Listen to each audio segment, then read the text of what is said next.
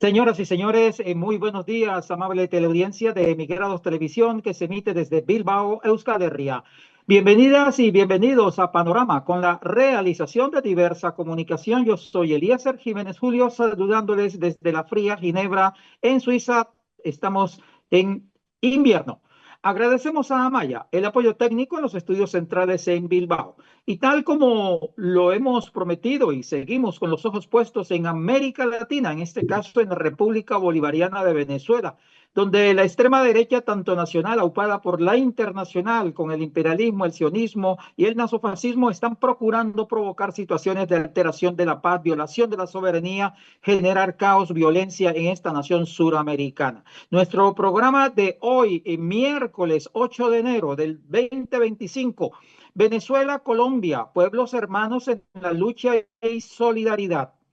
Hola Nelson, muy buenos días en Caracas, en la República Bolivariana de Venezuela. Buenas tardes aquí en Europa. Te has viajado en la noche de ayer hacia Caracas para participar en los actos de eh, posesión de Nicolás Maduro este viernes, invitado por el gobierno venezolano y tú siempre solidario. ¿Cómo amanece Caracas? ¿Cómo amanece Venezuela hoy día? Nelson, gusto en saludarte. Bueno, quiero contarle que Venezuela amanece muy bien, soleada, tranquila, en paz y desde luego con un pueblo que trabaja, que produce y que quiere construir esta gran nación que creó nuestro fundador Simón Bolívar.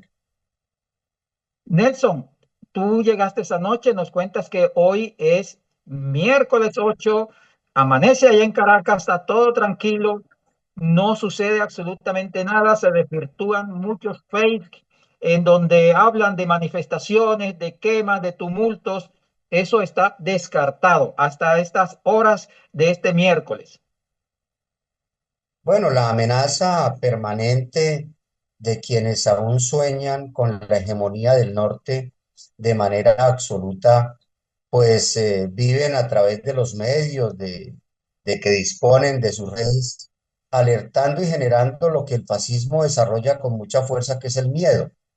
Pero contrario censo a esa política al interior de Venezuela, encontramos un país tranquilo, en paz y sobre todo laborioso, y desde luego la expectativa enorme de un periodo que le va a traer mucho desarrollo al progreso y a la libertad del país que emprende el compañero Nicolás Maduro Moros el próximo 10 de enero en instalación que se hará formalmente en el órgano encargado constitucionalmente, que es en la Asamblea Nacional en su recinto. De tal manera que a la espera de que no pasen más allá de las amenazas, y desde luego sí hay que estar muy atentos porque el imperialismo no duerme, ya vimos lo que pasó en Siria y lo que está pasando en Gaza bajo los ojos de quienes impunemente de las Naciones Unidas y otros organismos ven cómo se cometen masacres, asesinatos y sobre todo genocidios. Así es, Nelson. En estos momentos, en República Dominicana, se encuentra el que representa los intereses de la derecha y del imperialismo haciendo una gira por América Latina. Ellos están en la idea, incluso ahí hay un expresidente colombiano que incluso está acusado de pedofilia, intentando en un vuelo charter meterse a la fuerza a Venezuela. Tú como colombiano, que estás llegando allá a Caracas para participar en todos estos actos democráticos, abiertos, populares, donde la población está en ánimos felices y tranquilos y en paz. ¿Cómo ves tú esa provocación, diría yo, de ese grupo de de América Latina de querer ingresar a la fuerza a un país soberano e independiente como es Venezuela? Bueno, el expresidente colombiano Pastrana, que viene de ser el hijo del presidente Misael Pastrana, quien fue el que en 1970 se robó las elecciones a el representante de la Napo Rojas Pinilla, quien a su vez originó con ese hurto de elecciones el nacimiento o por lo menos la justificación del nacimiento del movimiento M-19, que posteriormente se amnistió en el año 90, que encabezó una serie de líderes que habían sido de las FAREP en esa época, como Jaime Bátema, como Ospina y el Turco, que nacieron precisamente en esas elecciones que el papá de este señor eh, se robaron, porque a las 8 de la noche Rojas Pinilla había ganado pues las elecciones, pero a las 9 de la noche, después de irse la luz, resultó presidente Misael Pastrana Borrero. Este ha sido pues un dirigente conservador que no ha pasado de ser más que hijo del expresidente y que contribuye muy poco en la política y que ahora después de viejo se ha vuelto un gran conservador y sobre todo después de su pedofilia y de haberle servido al cartel de Cali que recientemente le denunció que él también había recibido dineros de la mafia para ser presidente a través de la inversión de su campaña. De tal manera que es un hombre que tiene mucho que cuestionarle y de berraquera no tiene sino la palabra porque le faltan muchos cojones para hacer lo que habla y lo que piensa. ¿Usted, Nelson, descarta esa posibilidad que el avión con ese grupo de ex que están calificados de todo tipo de eh, cosas mal hechas por parte de ellos en su momento que fueron presidentes en América Latina puedan meterse a la fuerza a Venezuela? Bueno, el compañero Diosdado Cabello ha señalado que ellos van a hacer respetar su área aérea, su espectro electromagnético, su cielo, su territorio, y que llama la atención en que no se pongan a generar aventuras porque puede irles muy mal. Ya le dio un ejemplo muy fuerte la República Federal de Rusia a la OTAN en Ucrania, donde a punto de ser afectada la seguridad interna de Rusia tuvo que responder y hoy van a tener que aceptar no solamente que han perdido una guerra, sino que van a tener que aceptar las condiciones que van a ser mucho más profundas que las organizadas en el Acuerdo de Minsk. De tal manera que aquí en América Latina estos expresidentes y líderes pues pueden pasar una gran vergüenza como la que ya pasaron en Cúcuta en el gobierno de Duque con varios expresidentes, incluso uno ya fallecido de Chile, que hicieron el oso con un gran concierto, que no fue ni gran ni concierto, frente a la defensa de la paz, la seguridad y el territorio de la República Bolivariana de Venezuela, ejemplo de Bolívar, y desde luego en la lucha por la paz y la defensa del bienestar del pueblo bolivariano. Nelson, ¿cómo observas tú como analista y persona que está involucrada en el tema de la solidaridad con los pueblos latinoamericanos, la llegada de Trump y la posición que él pueda adoptar respecto, en este caso, a el gobierno de Venezuela? Bueno, yo creo que Trump se caracteriza por ser un empresario, un negociante. Tanto es que todo su gabinete en buena parte corresponde al nombramiento de un hecho nuevo que se da en esta etapa, que vale la pena profundizar en su análisis, es que ya los grandes capitalistas, los grandes dueños de la riqueza del mundo, ese 1% que tiene más que el 65% del mundo, entró a gobernar, ya no está delegando el gobierno, sino que decidieron hacerlo de manera directa.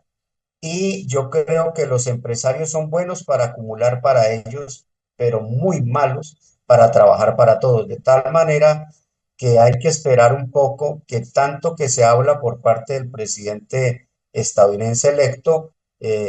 sea una situación simplemente de discurso y otra la realidad, porque este es un país que cuenta con unas circunstancias internas muy difíciles y ya Elon Musk, un empresario y muy rico, dicen que los más ricos del mundo, ha dicho que la crisis de Estados Unidos es muy grave y que si no se le pone atención, eso puede implosionar. Cada vez coge más fuerza el tema de la disolución de esta gran federación, sobre todo por el tema de California y de Texas y de otros estados que agudizan cada vez confrontaciones internas muy grandes y que hacen que ese gran Estado federado entre en dificultades internas y pueda implosionar. De tal manera que hay que esperar un poco cuál es la realidad, porque hasta ahora, mientras solo sea el tema del micrófono, creo que no va más allá. Hay que esperar cuáles son las realidades y una cosa es el presidente que sale, que deja el mundo con una situación difícil, y otro el que llega con un fondo de más de 36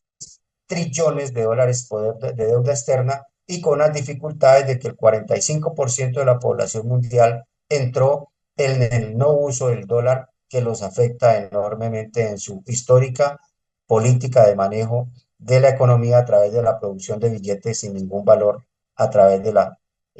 tesorería o el tesoro estadounidense que manejan para la producción de billetes. Colombia y Venezuela, pueblos hermanos, siempre han estado en las buenas y en las malas juntos, unos de un lado, otros del otro lado, cuando se ha necesitado. Hablamos de los pueblos. En esta nueva etapa del gobierno de Venezuela que asume Nicolás Maduro este viernes 10, y en donde hay un gobierno progresista en Colombia, también con algunas críticas hacia el gobierno bolivariano. ¿Cómo observas tú de aquí en adelante ese desarrollo de las relaciones colombo-venezolanos a nivel de gobierno por un lado, pero a nivel de pueblos por el otro lado? Bueno, ahí desde luego hay una gran presión del Departamento de Estado sobre el gobierno colombiano, que históricamente ha sido sublime o sumiso a la política exterior de los Estados Unidos, especialmente facilitando sobre todo al Comando Sur la instalación de 9 o algo más de bases militares en Colombia, de las que no se habla, pero ha entrado en unas contradicciones, porque al principio pedía pues que el pueblo venezolano y su gobierno se sometieran a los pedidos del imperio, por ejemplo, con el cuento de las actas, como si el tema de las elecciones de un país fueran determinadas desde el exterior y no desde su soberanía y su autodeterminación. En Colombia el presidente en eso se equivocó,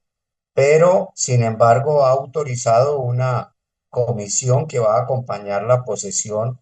del presidente Nicolás Maduro el 10, encabezada por el embajador de Colombia en Venezuela. Lo otro es que en la frontera de algo más de 2.300 kilómetros es una frontera viva, es una frontera importante en la que se van a definir muchas cosas, como lo decía recientemente en la presentación de su libro el compañero Alberto Pinzón. Es una frontera muy conflictiva, muy complicada, pero que tiene una población de algo más de 2,5 millones de personas que mantienen una relación directa día a día, y que ésta le da vida al comercio, al intercambio y al desarrollo de las dos naciones. Por lo tanto, si nosotros logramos entender que hay que respetar la soberanía y la autodeterminación de los pueblos, no va a haber ninguna alteración de lo que hasta ahora funciona en esta rica e importante frontera que vive y trabaja a diario en las dos fronteras de cada uno de los países. Así es, Nelson. Avanzando ya casi para terminar el programa, el Congreso Antifascista, ¿cómo se está desarrollando? ¿Qué se espera que salga de allí, de ese Congreso Antifascista, no solamente para el proceso bolivariano, sino para América Latina y para el mundo? Porque Venezuela en estos momentos, en estos últimos meses, en este último periodo, se ha convertido en centro de concentración para buscar esa unidad mundial ante el crecimiento del fascismo. Bueno, para nadie es un secreto que este encuentro antifascista es una gran iniciativa, porque en momentos en que el hegemón del norte y occidente entran en una decadencia, no solamente política, económica y militar, pues todo imperio se sacude, y como dicen, lo más peligroso de un imperio no es que se muera, sino cuando comienza a morir, porque el coletazo puede ser de desespero y muy grave. hoy el mundo se encuentra más cerca de una posible, real y efectiva guerra nuclear, que sería la destrucción de la Tierra, y este movimiento antifascista nace no solamente para denunciar este peligro, sino para proponer alternativas que lleven a que los pueblos entiendan que es posible con la movilización organizada enfrentar este flagelo de peligro de una tercera guerra mundial que va no solamente a destruir a la humanidad, sino que va a destruir la esperanza de una población que aún tiene mucho por construir y mucho por desarrollar, no solamente en nuestra querida tierra, sino en el exterior de ella, donde ya hay mucho avance científico y desde luego de la política del cosmos que puede permitirle a esta humanidad conocer y llegar mucho más lejos y no se puede privar de esa posibilidad permitiendo que unas cabezas calientes que corresponden a ese 1% de la población mundial determinen si se vive o no se vive, y creo que ese es un papel muy importante de este gran encuentro antifascista y sobre todo de lo que ha venido construyendo en sus conclusiones de los 3 eventos anteriores que ya se han realizado. Nelson, para cerrar el programa, un mensaje y qué esperan, Nelson Linares, que pueda ocurrir este viernes. Y vamos a seguir dándole continuidad a este tema de Venezuela porque es todo el mundo en Europa, en Asia, en África, están los ojos puestos en América Latina y en específico en Venezuela. Entonces, Nelson, un mensaje y qué espera usted este viernes 10. Bueno, yo espero que haya una posesión tranquila, que se inicie un periodo de 6 años muy importante para este país y que le brinde la esperanza que América Latina necesita. Si este gobierno desarrolla los proyectos que ha planteado, va a permitir que Ecuador retome, desde luego por su ejemplo, con Luisa González, que el compañero Arce consolide el proceso boliviano a pesar de la actitud un poco mezquina del compañero Evo, y que los sectores sociales de trabajadores y de grandes luchadores en Argentina se quiten el esperpento en las próximas elecciones de Mitaca con un gran susto a la extrema derecha argentina y a Milei,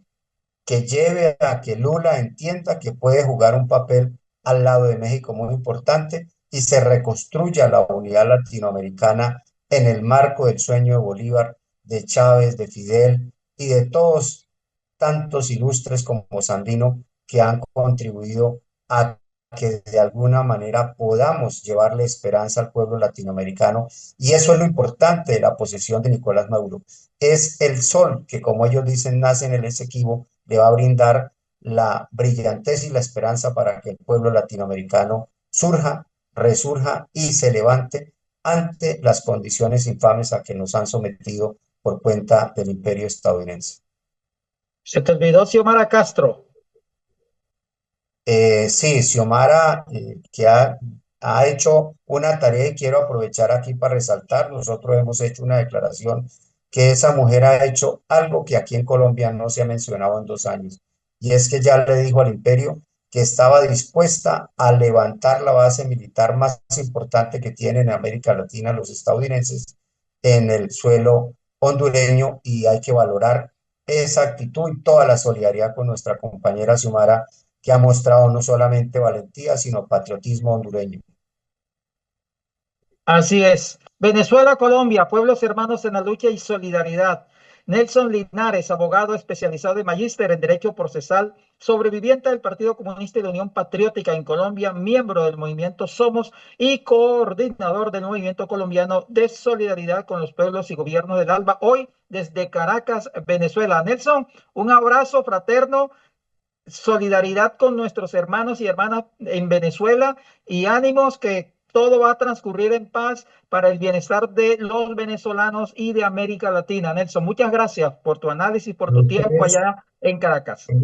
A ustedes un abrazote y siempre estaremos con Panorama porque ustedes son la voz de los que no podemos tener voz en los medios hegemónicos. Muchas gracias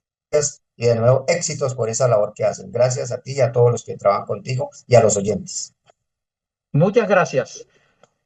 Muchas gracias por el apoyo técnico de Maya en los estudios centrales en Bilbao. Este programa fue realizado por Diversa Comunicación y emitido por Emigrados Televisión desde Bilbao, Euskal Herria. Yo soy Eliezer Jiménez Julio. Hoy les saludé desde Ginebra, Suiza. A ustedes, amable teleaudiencia, agradecerles por su atención. Tengan ustedes feliz resto de día. Muchas gracias.